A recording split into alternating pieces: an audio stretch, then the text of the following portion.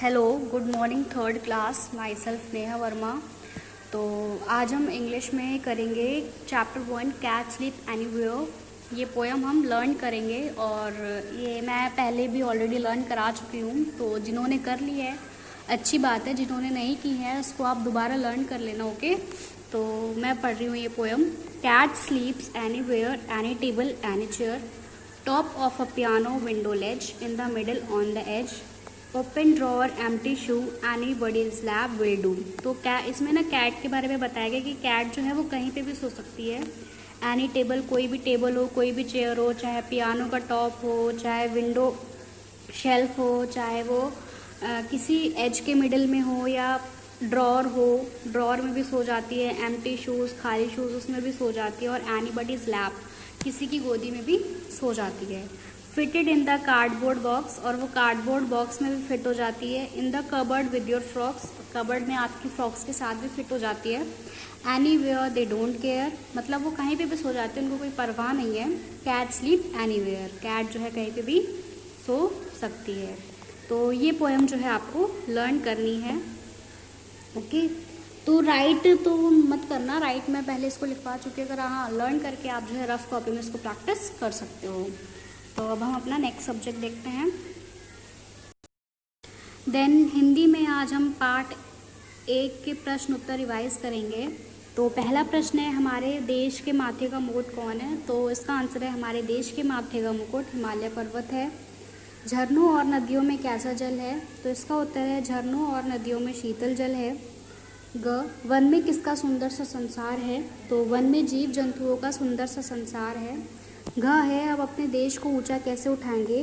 तो हम, इसका उत्तर है, हम अपनी मेहनत के बल पर देश को ऊंचा उठाएंगे। तो ये जो क्वेश्चन आंसर्स हैं आपको ये लर्न करने हैं, प्लस इसको आपको रफ कॉपी में प्रैक्टिस भी करना है।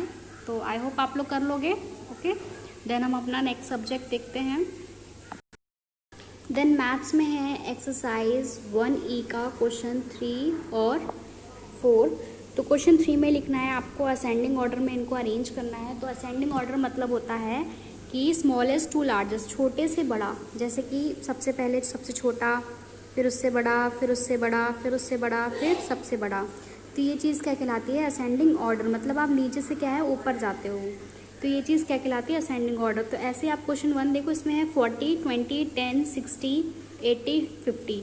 तो इसमें सबसे छोटा हमारा कौन सा है? 10 है, तो हमने सबसे पहले 10 को लिखा। उससे बड़ा 20 है, 20 लिखा। उससे बड़ा 40 है, तो 40 को लिखा। उससे बड़ा क्या है? 50, तो 50 हमने लिखा। उससे बड़ा क्या है? 60। एंड देन सबसे बड़ा हमारा क्या है यहाँ पे? 80, तो हमने 80 लिख दिया। अब डिसेंडिंग ऑर्डर में क्या होता है कि बड़े से छोटा, मतलब डिसेंडिंग ऑर्डर में आप सबसे पहले सबसे बड़ा लिखते हो, फिर उससे छोटा, फिर उससे छोटा, फिर उससे छोटा, फिर उससे छोटा, फिर सबसे छोटा। तो डिसेंडिंग ऑर्डर में आप क्या है? ऊपर से नीचे की तरफ आते हो। ओके, तो पहला है इसमें 921, 209, 238, 794, 466, 504। इसको जो है आप जो है डिसेंडिंग ऑर्डर में अरेंज करोगे। तो पहला आप लिखोगे 921, हमारा क्या है? सबसे बड़ा है, तो हमने सबसे पहले 921 लिख दिया। देन उससे छोटा है हमारा 794, तो हमने 794 यहाँ पे लिख दिया है। देन उससे छोटा है हमारा 504, तो हमने 504 यहाँ पे लिख दिया है। उससे छोटा है 466, तो 466 हमने यहाँ पे लिख दिया है।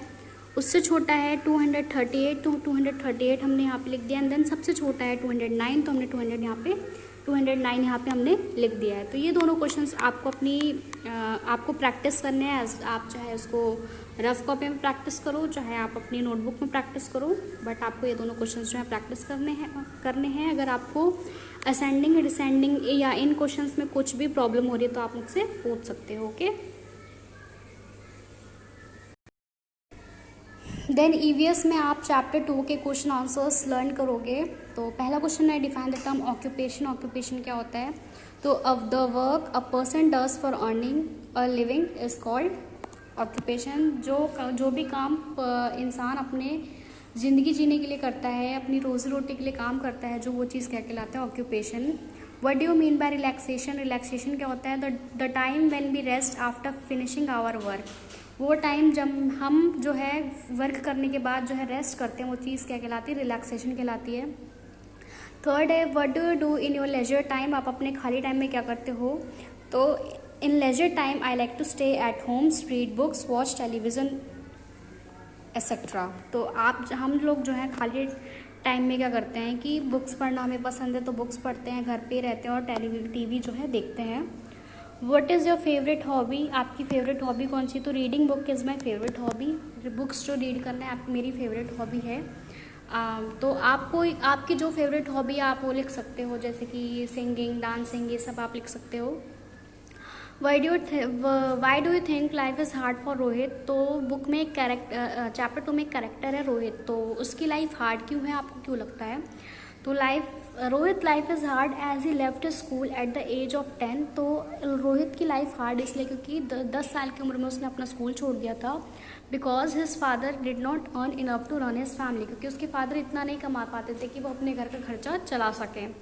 देन 6th है what do you know about child labour, child labour के बारे में आप क्या जानते हो? तो some children work in fire crackers, carpet weaving और bangle making factories, they never known a school, they sit and stand for long hours and fall sick। तो चाइल्ड लेबर में क्या होता है कि जो बच्चे हैं वो फैक्ट्रीज़ में काम करते हैं और उन्होंने स्कूल कभी देखा नहीं होता है, ना कभी स्कूल गए होते हैं, और वो वहाँ पे खड़े होकर काम करते हैं, जिसकी वजह से क्या है उनकी हालत जो है ख़राब हो जाती है और कभी कभी वो बीमार भी हो जाते हैं।